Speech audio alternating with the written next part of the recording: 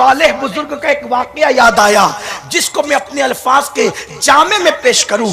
एक बड़े अल्लाह के वली, बड़े बरगजीदा बंदे इरशाद फरमाते हैं कि मेरे मोहल्ले की एक लड़की का इंतकाल हुआ, और इंतकाल के बाद मोहल्ले के लोग, चूंकि वो बहुत मालदार घराने की थी, मोहल्ले के लोग उसके जनाजे में शरीक हुए, और शिरकत करने के बाद जब उसको दफन करके आ गए तो मोहल्ले में चर्चा था, बहुत बड़े सेठ की बेटी इंतकाल कर गई, बहुत बड़े मालदार की बेटी इंतकाल कर गई, और लोग अपने घरों को इस चर्चे के साथ वापस आए। ऐसे में मैं आया और इबादत करते करते मेरी आंख लग गई, तो मैंने उसकी कब्र को ख्वाब में देखा, और ख्वाब में देखने के बाद मैंने क्या देखा कि कब्र से आवाज आती है, मुझे निकालो मैं जिंदा हूं, मुझे निकालो मैं जिंदा हूं, मुझे निकालो मैं जिंदा हूं। वो बुजुर्ग फरमाते हैं उस आवाज के सुनते सुनते लोग जमा हो गए, भीड़ लग गई, और लोगों ने उसकी कब्र को खोदना शुरू किया।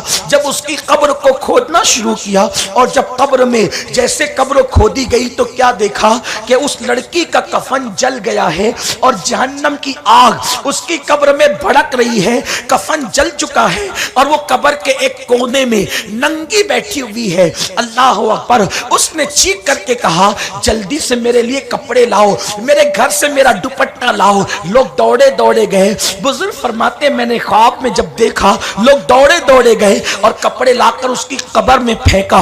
उसने जल्दी से कपड़े पहने और दौड़ करके वो अपने घर में आ गई। सारी भीड़ उसके घर में गई, तो उसने दरवाजा अपने कमरे का बंद कर लिया, और बंद करने के बाद एक कोने में छुप कर बैठ गई। ऐसे में लोगों ने दस्तक दी, ए लड़की दरवाजा खोल, ए लड़की दरवाजा खोल। उस लड़की ने कहा, मैं दरवाजा जरूर खोलूंगी, लेकिन हर बंदा मुझे देख नहीं सकता, जिसमें ताब और हिम्मत वो मुझे देखे। हमने कहा कि खोलो तो सही। जब उसने दरवाजा खोला तो उसका पूरा वजूद ढका हुआ था। उससे कहा गया अपना वजूद बता, तो कहते हैं वो बुजुर्ग, जब उसने अपना सर दिखाया, जब उसने अपना सर बताया, तो हमने उसका सर देखा तो सर पर एक बाल भी मौजूद न था। हमने कहा, बच्ची ये बता तेरे सर के खूबसूरत बाल कहां गए? तो उस लड़की ने कहा, मैं अपने बालों की नुमाइश करती थी, मैं अपने बालों को खुला रखकर मर्दों के सामने उसका इजहार करती थी। तो जब मैं कब्र में गई तो फरिश्तों ने मेरे बालों को नोच लिया, फरिश्तों ने मेरे बालों को उखाड़ दिया। मेरी बहनों बताओ, अगर तुम्हारा दूध पीता बच्चा तुम्हारे बालों को सिर्फ खींच लेता है तो तुम्हें कितनी तकलीफ होती है। जब फरिश्ते तुम्हारे बालों को नोच लेंगे, तुम्हारे बालों को खींच लेंगे, उस वक्त तुम्हारा अंजाम क्या होगा?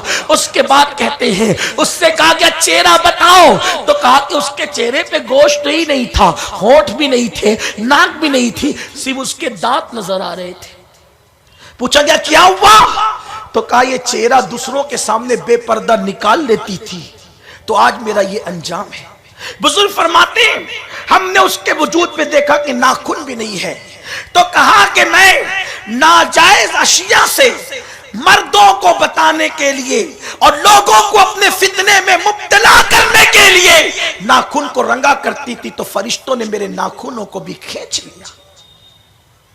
फिर वो लड़की बेहोश होकर गिर पड़ी, उसे देखा गया तो अब उसमें जान नहीं थी, फिर उसे दोबारा दफन कर दिया गया। फरमाते कि अल्लाह ने मुझे ये ख्वाब इबरत के लिए दिखाया, मैंने इबरत के लिए देखा। ऐ खातून जन्नत की कनीजों, ये तो उनका हाल है जो सिर्फ बालों की नुमाइश करती है, उसके बाद उनके लिए अजाब। अल्लाह के रसूल सल्लल्लाहु अलैहि वसल्लम फरमाते हैं कि जहन्नम में मैंने औरतों के लिए सबसे दर्दनाक अजाब उन औरतों को देखा कि जो औरत शौहर होने के बावजूद दूसरे मर्दों से ताल्लुकात कायम करती थी। और यह क़यामत की निशानियों में से एक निशानी है।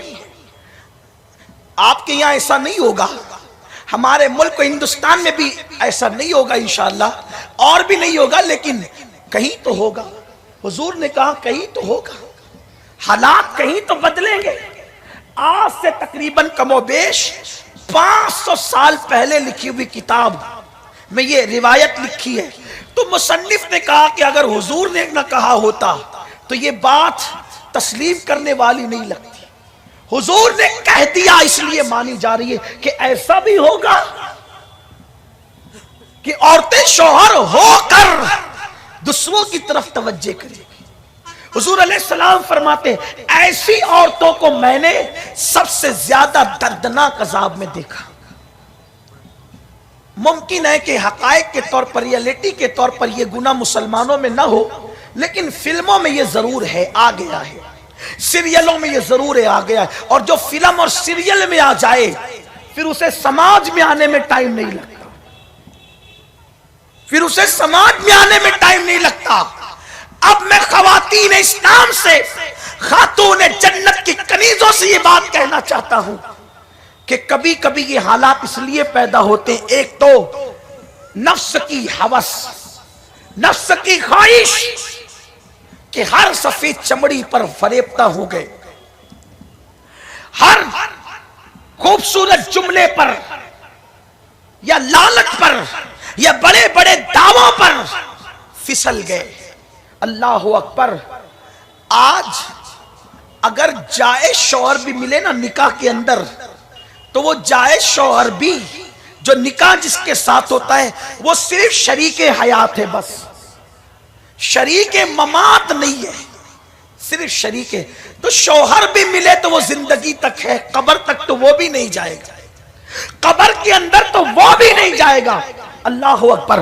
बड़ी इबरतनाक बात एक बुजुर्ग ने लिखी कि कभी कभी ऐसा होता है कि खूबसूरत बीबियां और हसीन बीबियां अगर किसी को मिल जाए तो कुछ लोग जो है वहां जाकर के ऑफर करते हैं कि क्या गरीब के साथ जी रही है या क्या बदसूरत के साथ जी रही है, मेरे साथ जिंदगी गुजार। और फिर कभी बड़े बड़े दावों की वजह से या चापलूसी की वजह से या दौलत की वजह से या माल की वजह से फिर अल्लाह अकबर भोली भाली औरतें कभी कभी अपना घर उजाड़ कर कभी किसी और के साथ हो जाती है। लेकिन मेरे करीम आका फरमाते हैं बदतरीन अजाब उन औरतों के लिए। इस सिलसिले में हिकायत बयान की गई है। एक बुजुर्ग लिखते हैं कि एक लकड़हारा था, उसकी बीवी बहुत खूबसूरत और हसीन और जमील थी। बादशाह एक मर्तबा अपनी सवारी पर बैठ करके निकल रहा था तो उसने क्या देखा कि लकड़हारे की बीवी बहुत खूबसूरत है, बहुत हसीन और जमील है। उसने क्या किया,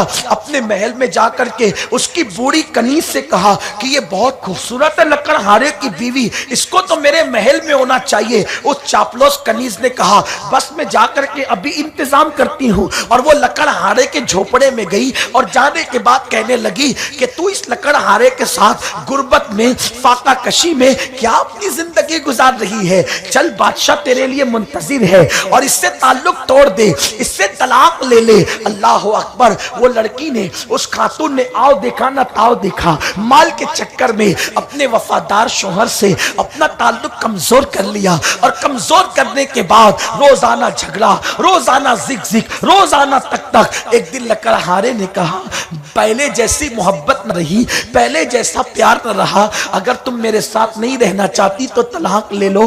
और उसके बाद उसने तलाक ले लिया और इद्दत के बाद फिर बादशाह से उसका निकाह हो गया। वो सोच रही थी कि मैं बड़ी शान से जीऊंगी। बुजुर्ग लिखते हैं जब वो महल में दुल्हन बन के गई और उसके हुजरे में बादशाह आया और जैसे उसकी तरफ हाथ बढ़ाया एक बिजली गिरी, महल भी खत्म हो गया और उसके अरमान भी खत्म हो गए। मेरे आका सल्लल्लाहु अलैहि वसल्लम की कनीजों, याद रखना अल्लाह ने अगर गरीब शौहर तकदीर में लिखा था उसी के साथ निभा करो, मालदार शौहर लिखा उसी के साथ निभा करो, खूबसूरत लिखा उसी के साथ निभा करो, कम खूबसूरत लिखा उसी के साथ निभा करो। और अगर गरीब शौहर की गुर्बत में तुम उसकी माविनो मददगार बनती हो और पाक दामनी के साथ अपना निभा करती हो तो ऐसी खवातीन को मेरे आका ने जन्नत में मुस्तफा जाने रहमत के पड़ोस की बशारत अता फरमाई है। जिंदगी तो गुजरती है मेरी बहनों, अगर फाका कशी की नौबत आए आबरू मत बेचना। अगर अल्लाह अकबर लिबास के फटेपन की नौबत आए आबरू मत बेचना। मैं तो बस ये कह सकता हूं कि सैयदा फातिमा ने गुर्बत में जिंदगी शायद इसलिए गुजारी थी ताकि उम्मत की बेटियों को एक हौसला मिल जाए, वरना सैयदा चाहती तो हर दिन उनके लिए नया लिबास आता। सिर्फ इसलिए आज कोई औरत शायद ही पेवन वाला लिबास पहनती हो, लेकिन सैयदा फातिमा के एक दुपट्टे में तो 17 पेवन थे। 17 पेवन। ये बात मैं बहुत पहले बयान कर चुका हूं, बार बार कह चुका हूं, लेकिन आज भी मैं अपनी बहनों से कहता हूं, 16 पेवन के बाद जब 17वें पेवन के लिए कपड़ा ना मिला, कपड़ा भी ना मिला, तो सैयदा फातिमा ने मौला अली से कहा कि बाबा से कहना कि कुछ थोड़ा सा कपड़ा अगर हो तो दे दे, ताकि दुपट्टे में एक जगह फट गया है पेवन लगा दूं। तो सैयदा के कहने पर मौलाए कायनात गए, कहा आका आपकी बेटी शहजादी का दुपट्टा फट गया है और पेवन के लिए कपड़ा नहीं है। तो आका ने फरमाया कि अभी गरीबों का हक देना बाकी है, मैं फातिमा को कैसे कपड़ा दे दूं। नौकर चाकर के लिए भी ये हदीस मिलती है, ये वाक़या इस सिलसिले में भी है कि अभी गरीबों का हक बाकी है, यतीमों का हक बाकी, फातिमा को कपड़ा कैसे दे दूं। मेरी मिल्कियत में इस वक्त तो ऊंट का चमड़ा पड़ा हुआ है, ये चमड़ा ले जाओ और फातिमा से कहना कि कपड़ा नहीं है, इसी चमड़े का अपने दुपट्टे में पेवन लगा लो। तारीख गवाह है, मुअर्रिखीन इसके जिम्मेदार है, कहां तक उन्होंने ये बात लिखी है। कहते हैं कि ऊंट के दुपट्टे का पेवन लगाकर, ऊंट के चमड़े का पेवन अपने दुपट्टे में लगाकर सैयदा फातिमा ने वो दुपट्टा अपने सर पे ओढ़ा। जिस वक्त हुजूर आए और बेटी के सर पे ऊंट के चमड़े वाला पेवन देखा तो हुजूर की आंखों में आंसू आ गए, हुजूर रोने लगे। आका रो रहे थे, सरकार को रोते देखकर मौलाए कायनात भी रो पड़े। मौला अली और हुजूर को रोता देखकर सैयदा भी रो पड़ी। कैसर और किसरा के ताजदार की बेटियां तो अपनी जगह, आज एक मजदूर की बेटी के दुपट्टे का भी ये हार नहीं है। आज एक मामूली बिल्कुल गुर्बत की चक्की में पिसने वाले बाप की बेटी का भी ये हाल नहीं है। लेकिन जिसका बाबा जन्नत का मालिक, जिसका बाबा खुदा की कुल कायनात का मालिक, जिसका बाबा अल्लाह के खजानों की कुंजियों का मालिक, उसकी बेटी के सर पे दुपट्टे में पेवन के लिए कपड़ा नहीं बल्कि ऊंट का चमड़ा है। ये कनात सिर्फ उम्मत की बेटियों के दर्श के लिए थी, वरना अल्लाह की इज्जत की कसम अगर फातिमा-तुज़-ज़हरा की निगाहे हसरत आसमान की तरफ उठ जाती तो जन्नत की चादरें फातिमा के कदमों में होती। लेकिन सैयदा ने यह सब्र इसलिए किया कि 14.5 सदियों के बाद की कोई बेटी गुर्बत की वजह से किसी काफिर के हाथ में हाथ न दे। जब पेवन वाला लिबास पहने तो कोई उसका मजाक न उड़ा सके, बल्कि दुनिया के कितनी अच्छी है कि सुन्नते फातिमा पे अमल कर रही है। सैयदा ने पेवन को अपनी सुन्नत बनाकर हमारी गुर्बत में पर्दे डाल दिए, हमारे अफलास में पर्दे डाल दिए, ताकि आज कोई पेवन वाला पहने तो हम उसको जिल्लत की निगाह से नहीं देखेंगे, बल्कि उसकी इज्जत बढ़ेगी। कितना अजीम है ये, कितनी शान वाली बेटी है ये कि इसने आज दुपट्टा सैयदा की सुन्नत के मुताबिक पहना। तो मेरे आका अलैहिस्सलाम की कनीजो, अल्लाह अकबर। तो मेरे करीम आका फरमाते हैं, मैंने जहन्नम में दर्दनाक अजाब उन औरतों पे देखा जो शौहर के बाद दूसरों से ताल्लुकात कायम करती है। कारें यही धरी रह जाएगी, मालो मनाल यही धरा रह जाएगा। आका ने यहाँ तक फरमाया हया के पर्दे में, वरना हदीस के लुग़वी माना बयान नहीं कर सकता, हया के पर्दे में कह रहा हूं। आका फरमाते हैं जानी औरतों की शर्मगाहों से पीप के दरिया बहेंगे।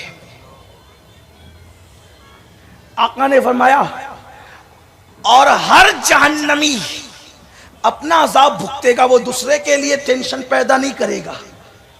मफ़हूम बता रहा हूं आपको, हर जहन्नमी खुद का अजाब भुगतेगा, वो दूसरों के लिए टेंशन पैदा नहीं करेगा। लेकिन जानी औरतों पे इतना बदतरीन अजाब होगा कि उनकी शर्मगाहों से जो पीप के दरिया बहेंगे उनसे जहन्नमियों का सर फटने लगेगा। जब दूसरों पर उनके अजाब का ये असर होगा तो खुद उनके वजूद पर क्या असर होगा, उनके खुद के वजूद की कैफियत क्या होगी। इसलिए ख़वातीन इस्लाम, और तीसरी और आखिरी बात अर्ज़ कर दूं, मेरे आका मुस्तफ़ा जान रहमत सल्लल्लाहु अलैहि वसल्लम ने फरमाया, कुछ औरतें ऐसी होगी जिनके जिस्म पर जहन्नम के हंटर मारे जाए। हंटर को क्या कहते हैं? हंटर समझ, चाबुक, चाबुक जहन्नम के हंटर। हुजूर फरमाते वो हंटर कितना बड़ा हो सकता है? वो हंटर कितना बड़ा हो सकता है? फरमाया कि सारी दुनिया का लोहा उसके सामने कम पड़ जाए, दुनिया भर का लोहा उसके सामने कम पड़े, और उसको अगर सिर्फ पहाड़ पे रख दिया जाए, मारा ना जाए, पहाड़ पे रख दिया जाए तो पहाड़ पिघल करके बहने लगे। उसकी हैबत हंटर की ये है कि पहाड़ पिघल कर बहने लगे, वो हंटर उनको मारा जाएगा, और जिस पर मार पड़ेगी फरमाया उसकी चमड़ी और उसका पूरा गोश्त तो बह जाएगा, सिर्फ हड्डियां बाकी रहेगी।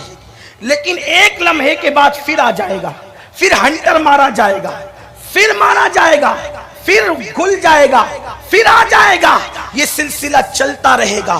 पूछा गया ये किनके साथ किया जाएगा? फरमाया जो औरतें नमाजों में गफलत करती हैं, जिनकी जिंदगी में नमाजें नहीं, जिनकी जिंदगी में इबादत नहीं। हैरत है, सबके लिए टाइम, रब के लिए टाइम नहीं। और मैं तो ये कहता हूं कि औरत सिर्फ नमाजी बन जाए, सिर्फ नमाजी बन जाए तो उसका ताल्लुक गुनाह से खुद ब खुद कमजोर होता जाएगा, और एक वक्त आएगा कि नमाज की बरकत से उसका ताल्लुक गुनाह से टूट जाएगा।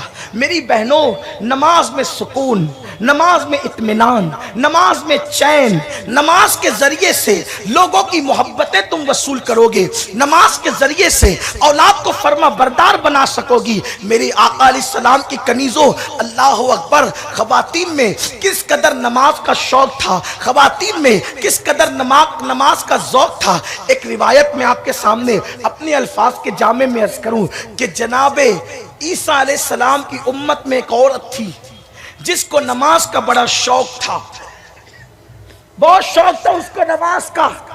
हजरत ईसा अलैहिस्सलाम की कौम में, हजरत ईसा अलैहिस्सलाम की उम्मत का एक शख्स था जो दीन से बेजार और बदबख्त था। वो रोकता था उसकी औरत को नमाज से कि तूने नमाज नहीं पढ़ना, लेकिन वो छुप छुप के पढ़ती थी, अदा करती थी। औरतों को मना किया जाता था तो वो छुप कर इबादत करती थी। आज तो कहां जाता है, नहीं पढ़ती। क्या करूं मौलाना, टाइम नहीं। बापू क्या करूं, टाइम नहीं, नहीं मिलता टाइम। चुगली के लिए मिलता है, गीबत के लिए मिलता है, लड़ाई झगड़ों के लिए मिलता है, इधर की बात उधर करने के लिए मिलता है, औरतें जमा होकर इकट्ठा मोहल्ले में फितना करे इसके लिए टाइम मिलता है। औरतों को आज जितना टाइम है कल की औरतों के पास नहीं था। आज तो मसाला पीसा हुआ घर में आता है, आटा पीसा हुआ घर में आता है, कपड़े धोने की मशीनें मौजूद है, नल तुम्हारे घरों में लगे हुए, तुम्हें कहां कुएं पे जाना है। एक दिन मौलाए कायनात ने सैयदा फातिमा के विसाल के बाद कहा था कि फातिमा उस मुशक्कत करने वाली औरत का नाम है कि जो मशकीज़े से पानी भरकर अपने कुएं से अपने जिस्म पे रख के लाती थी, तो मशकीज़ा उठाने से उनके जिस्म पर निशान पड़ गए थे। ये मुशक्कत थी, और उस मुशक्कत के बाद भी पूरी पूरी रात इबादत में गुजरती थी। आज कोई मुशक्कत नहीं है, आराम ही आराम है। आज ऐसा कोई काम नहीं कि जिससे औरतों के हाथ काले हो जाए। 80% औरतें आज राहत व ऐश में। अगर वो इस वक्त का सही सही फायदा उठा ले तो जैसे दुनिया में ऐश में हो, कब्र में भी ऐश में रहोगे। लेकिन इस वक्त की मोहलत का तुम गलत इस्तेमाल कर रही हो। मेरी बहनों, आपको एहतिसाब करना चाहिए। तो उसका शौहर उसको मना करता था, रोकता था। एक दिन ऐसा हुआ कि उसका नन्ना सा बच्चा, छोटा सा बच्चा था, दूध पीता, ये नमाज में थी, और वो बच्चा चलते चलते जलते हुए तंदूर में चला गया। और तंदूर में चला गया और ये इबादत में थी। शौहर आया, उसने चीखा, देख तेरी नमाज ने मेरे बच्चे को तंदूर तक पहुंचा दिया। इसने सर सजदे में रख के कहा, करीम मैं तो तेरी बारगाह में थी, जो तेरी बारगाह में हो फिर उसका घर कैसे उजड़ सकता है। बस ये जुमले कहने थे और नमाज मुकम्मल करके तंदूर तक गई तो क्या देखती है कि तंदूर में बच्चा खेल रहा है, मुस्कुरा रहा। गोया के आग ने उसके लिए नारे नमरूद का काम कर दिया, उसके बच्चे के लिए। ये नमाज की बरकत है, ये नमाज की शान है। और अल्लाह के हबीब अलैहिस्सलातु व तस्लीम फरमाते हैं कि इंसान सबसे ज्यादा रब के करीब उस वक्त होता है जब वो हालत सजदा में होता है।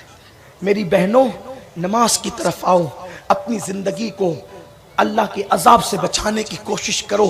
अल्लाह रब्बुल इज्जत के हबीब ने फरमाया, दुनिया का बदनसीब इंसान वो है जो जहन्नम की आग के अंदर जलाया जाए, जो जहन्नम की आग में मुब्तला कर दिया जाए। इसलिए कि बदबख्त हैं वो लोग जो जहन्नम का ईंधन बनेंगे। ऐ खातून जन्नत की कनीजों, मेरी गुजारिश है, अल्लाह से डरो, गुनाहों से बचो। रब तबारक व तआला का खौफ और उसकी खशियत की वजह से रो, अपने आप को गुनाहों से बचाओ, अपनी औलाद को गुनाहों से बचाओ। जहन्नम से बचो, जहन्नम से बचाओ, बुराई से बचो, बुराई से बचाओ। अपने बच्चों में दीन पैदा करो, अपने बच्चों की दीनी तरबियत करो, अपनी बेटियों की दीनी